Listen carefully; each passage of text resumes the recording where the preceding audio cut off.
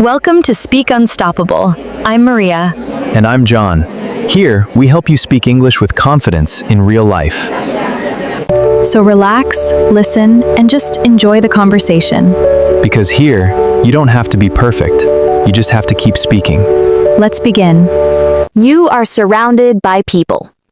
At work. At home. In the street.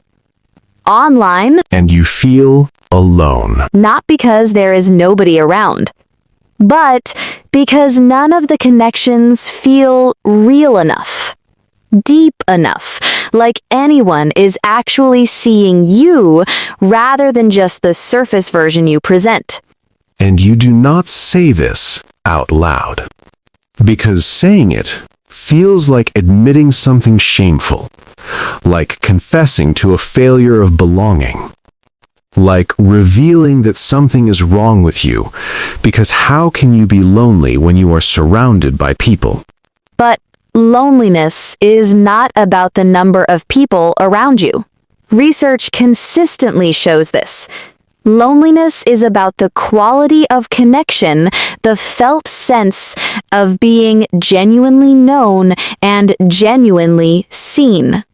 And it is one of the most common human experiences in the modern world, one of the most universal, and one of the least honestly spoken about. Because most people do not have the words for it. In any language. But especially in English. Today, we give you the words. All of them. The complete vocabulary for loneliness in English. For naming it. For expressing it. For having the honest conversation that loneliness makes necessary and that naming it makes possible. Stay with us. Hello, everyone. Welcome to Speak Unstoppable, the podcast where we help you speak English naturally and confidently through real, honest conversations. I'm John. And I'm Maria. So happy you're here with us today. B1 to B2 level English. Before we continue, please subscribe to Speak Unstoppable right now. One tap. New episodes every single day. Subscribed? Good. Now let's have a conversation that most people need and almost nobody has. How are you feeling today, Maria? Honestly? Connected. And I am aware that connection is something that is not guaranteed and that deserves to be spoken about honestly. Thank you for being here. Let's go. Okay. I want to start with something that might make you uncomfortable. And I want you to stay with it. Go ahead. Think about the last time you felt genuinely, completely seen. Not just acknowledged, not just heard, but actually seen by someone who understood what you were saying at the level beneath the words. For many people, when they sit with this question, honestly, the answer is longer ago than they would like. And that distance between the last time you felt genuinely seen and right now, that is the space that loneliness lives in. Not dramatic, cinematic loneliness. The quiet, low-level, persistent kind.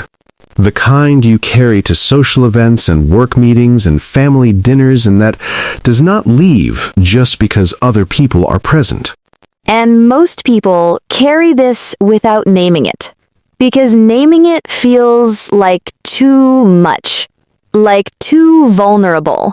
Like too honest for the conversations they are actually having. Today, you get the English to name it.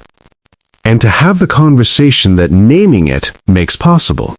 Let's start with something important. Loneliness is not one experience. It has multiple forms, and English has specific language for each. Social loneliness, the feeling of having insufficient social connections. Not enough people in your life. I feel socially isolated. I moved to a new city, and I have not yet built the connections I need. Emotional loneliness, having people around, but lacking deep, intimate connection. I have plenty of social contact, and I still feel emotionally lonely. Nobody really knows me here. And this distinction is crucial. You can be socially connected, plenty of acquaintances, plenty of social activity, and still deeply emotionally lonely. Because emotional loneliness is about depth, not quantity. Existential loneliness, the deeper sense that each person is ultimately alone in their own experience. That there is an unbridgeable gap between any two people's inner worlds. I sometimes feel an existential loneliness, the sense that no matter how close I am to someone, there is something of my experience that cannot be fully communicated or shared. Situational loneliness produced by a specific life change. A move. A job change. The end of a relationship. The loss of someone important. I have been feeling lonely since the move. I left a community I had spent years building, and I am starting from zero. And then the related experiences, each with their own English vocabulary. Isolated, cut off from connection. More extreme than lonely. I have been feeling genuinely isolated, like I am on an island, and the distance to other people is impossible to bridge. Disconnected, aware of a gap between yourself and others. Not fully engaged or present in relationships. I feel disconnected from the people around me, like we are in the same room but not the same world. Invisible, the feeling of not being seen or noticed despite being present. I feel invisible sometimes, like I could disappear from most situations and nobody would notice for a long time. Unseen, similar to invisible, but specifically about the inner life not being perceived. I feel unseen people know my surface, but nobody knows what is actually happening inside. And the specific English phrases for the quality of loneliness. I feel lonely in a crowd surrounded by people and somehow more aware of the distance between us. I feel a kind of ache for real connection, something beyond the surface level interactions I have been having. I feel like I am performing a version of myself for everyone I am around, and nobody is seeing the real version. Loneliness is not just emotional. It is physical. And English has language for this physical dimension. There's a specific heaviness that comes with loneliness, not sadness exactly, but a kind of weight. I feel a physical ache for connection, something that is actually experienced in the body, not just in the mind. Physical ache, a real bodily feeling of longing. Not sharp pain, but a persistent, dull, uncomfortable sensation. Loneliness feels cold to me, like a kind of internal coldness that warmth from other people temporarily reduces. I notice that my energy is lower when I feel lonely, like the absence of genuine connection drains something that interaction would restore. There is a specific quality of silence that comes with loneliness, not peaceful silence, but an empty one. A silence that feels like absence. And the physical symptoms that chronic loneliness can produce, which are well documented in research. I have been sleeping more than usual, or less. The loneliness affects my sleep patterns. I have noticed that I feel more physically exhausted when I am lonely, like the emotional effort of existing without genuine connection costs something physical. I lose my appetite sometimes, or I eat more than I need to. The loneliness shows up in my relationship with food. These physical experiences, naming them in English, they matter. Because they communicate that what you are experiencing is real and complete. not just a mood, a genuine state that affects the whole person. Okay, the conversations. Because loneliness by its nature requires connection to address. And connection requires someone saying something first. Category 1. Naming the loneliness directly. I need to be honest about something I have been carrying. I have been feeling really lonely lately, and saying that out loud is difficult. But I think I need to. I have been feeling disconnected from people I care about, from my life in general, like I am going through the motions without genuine engagement. Can I share something with you? I have been feeling invisible lately, like I am around people all the time and somehow still not seen. I am not sure what I need, I just needed to say it. Category 2. Describing the specific quality of the loneliness. It is not that I am alone. I have plenty of people around me. But the connections feel surface level, and I miss feeling genuinely known. I feel lonely in a specific way, like nobody in my current life knows the real version of me. They know the functional version, the version that shows up and does the things, but not who I actually am. I feel an ache for the kind of connection I used to have where I could say anything and be understood without having to explain everything first. Category 3. Asking for what you need. I do not need you to fix this. I just need you to hear it. And maybe to check in with me sometimes. That would help more than you know. I think I need more real conversation, the kind where we talk about what is actually happening rather than just what we are doing. I miss the kind of connection where I do not have to perform, where I can just be whatever that looks like on a given day, and that is enough. Category 4. Responding when someone shares loneliness with you. Thank you for telling me. I know how much courage that takes, and I want you to know I hear you. That makes complete sense given everything you have described. And I am glad you said it. I did not realize you were feeling this way, and I am sorry I have not been more present. I want to change that. You are not alone in this feeling. And you are not alone with it, either, not now that you have said it. Okay, a specific and important connection. Loneliness and the English learning experience. Because loneliness is one of the most common and least discussed emotional experiences of language learners living in English-speaking countries. Or learning English in order to connect with a wider world. The experience of living in a language that is not fully yours, of being unable to express your full self, your humor, your depth, your history. It produces a specific kind of loneliness. I feel lonely in a way that is specific to not having my full language available. In my first language, I am funny.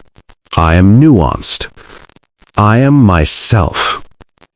In English, I am a simplified version. The loneliness of not being able to express certain things, of having a feeling or a thought and not having the English for it, it is a specific and real experience.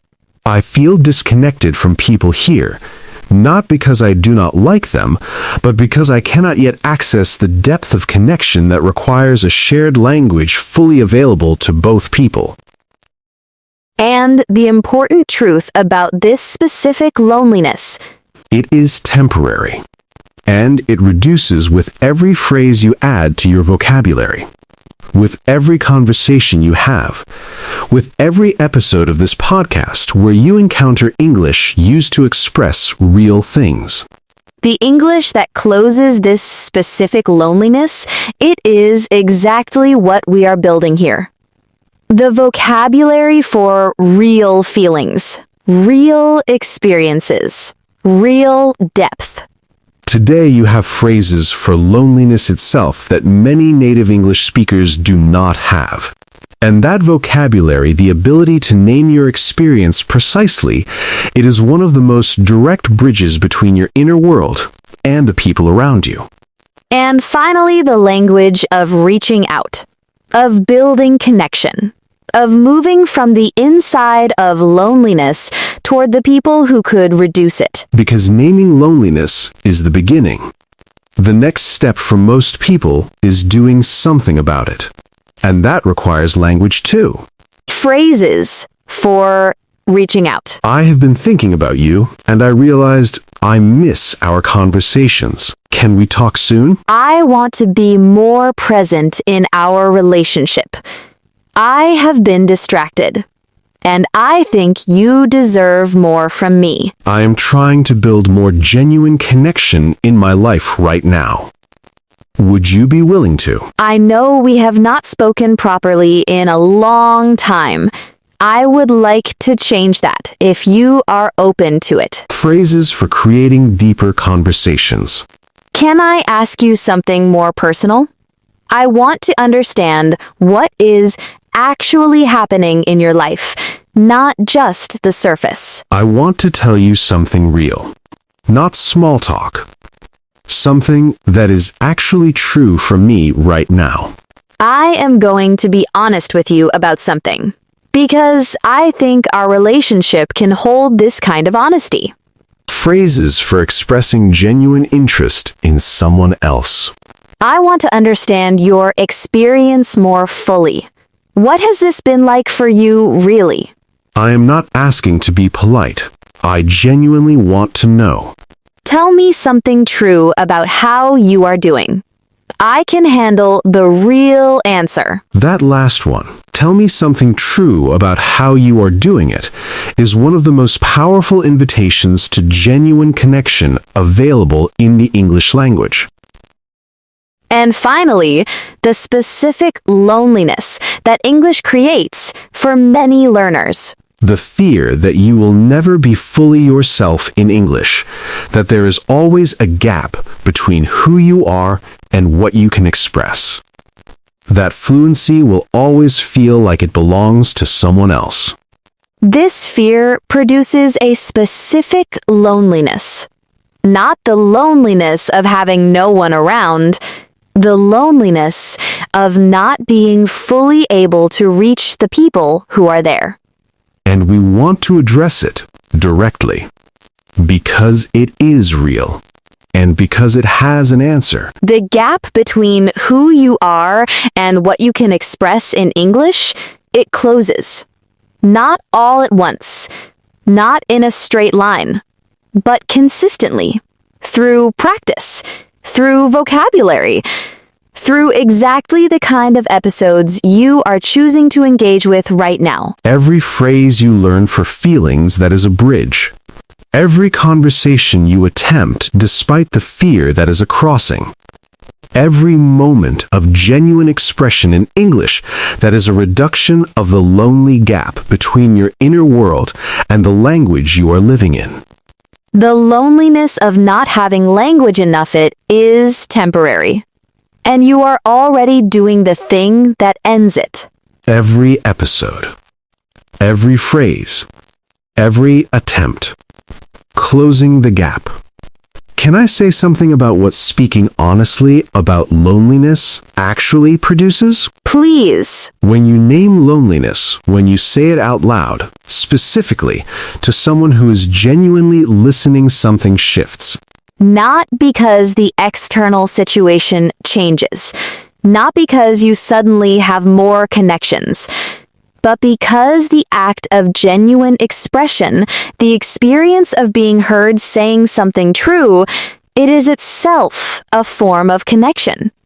And connection, even a single moment of genuine connection, reduces loneliness in a way that no amount of surface social contact can.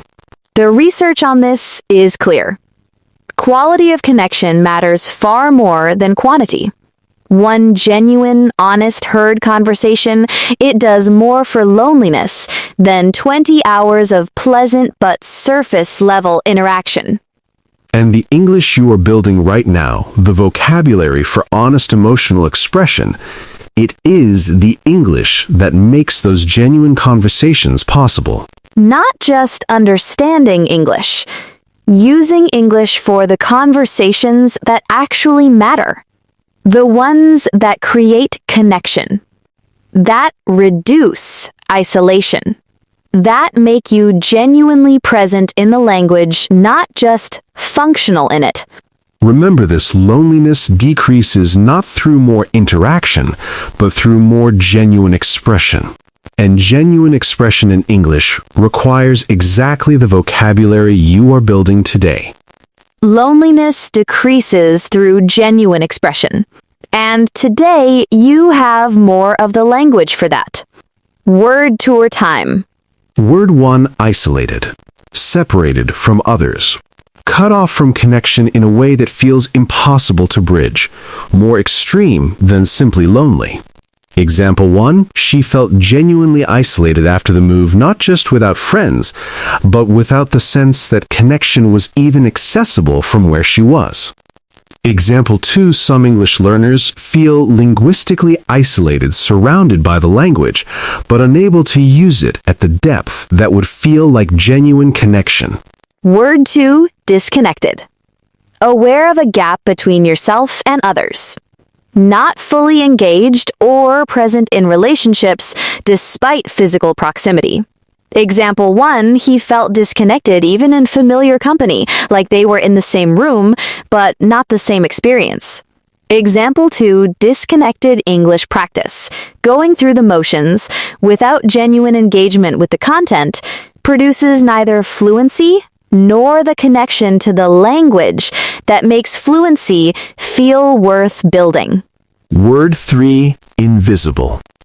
Present, but not perceived. There, but not noticed or acknowledged in a meaningful way. Example 1, she felt invisible at work. She showed up. She contributed, and somehow she felt like nobody registered her presence in any meaningful way. Example 2, English learners sometimes feel invisible in conversations, present, but not fully participating, because the language feels insufficient to make them genuinely part of what is happening. Word 4, ache. A dull, persistent pain. In emotional contexts, a persistent longing for something absent. Example 1, the ache for genuine connection was physical as much as emotional, something her body registered as much as her mind. Example 2, the ache for fuller English expression, for the ability to say complex things naturally. It is a real motivating force. Let it motivate practice rather than discourage it. Word 5, existential. Relating to existence itself. Concerning the deepest questions of what it means to be alive and to be a self. Example 1, the existential loneliness she sometimes felt was different from the situational kind. It was the deeper awareness that each person's inner experience is ultimately unreachable by anyone else. Example 2, some of the most important English conversations are existential, about meaning, about purpose, about what matters. Having the vocabulary for these conversations is one of the most valuable things language learning produces. Word 6, reciprocal. Given or felt by each toward the other. Mutual. Operating in both directions. Example 1, she was looking for reciprocal connection relationships where the depth of interest and the willingness to be known were equal on both sides. Example 2, build reciprocal English conversations, not just speaking, but genuinely listening, genuinely responding, genuinely engaging with what the other person is expressing. Reciprocity is what makes a conversation feel like connection rather than performance. One thing this week. Reach out to one person. One real conversation, not a check-in message. an actual conversation about what is genuinely happening. Use one phrase from today to make it more honest than your usual conversations. Tell me something true about how you are doing. I want to be more present in our relationship. I have been feeling something I need to say out loud. Here is your sentence template. There is someone in my life with whom I want more genuine connection.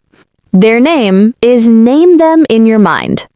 This week, I am going to say, name your honest phrase. Because connection requires someone going first. And I am choosing to go first. Say it out loud. With a real person in mind. A real phrase.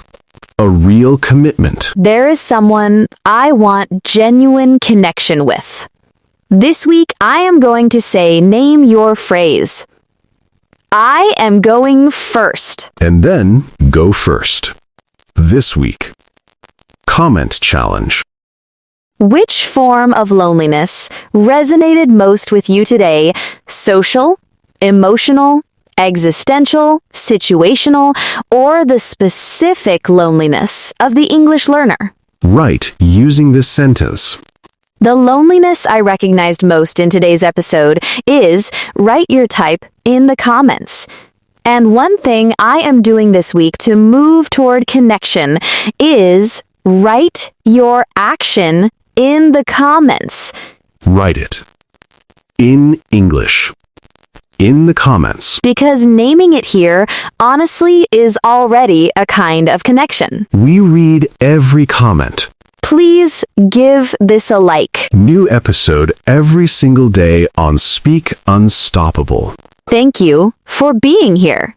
Loneliness decreases through genuine expression. And today, You have more of the language for that. bye everyone.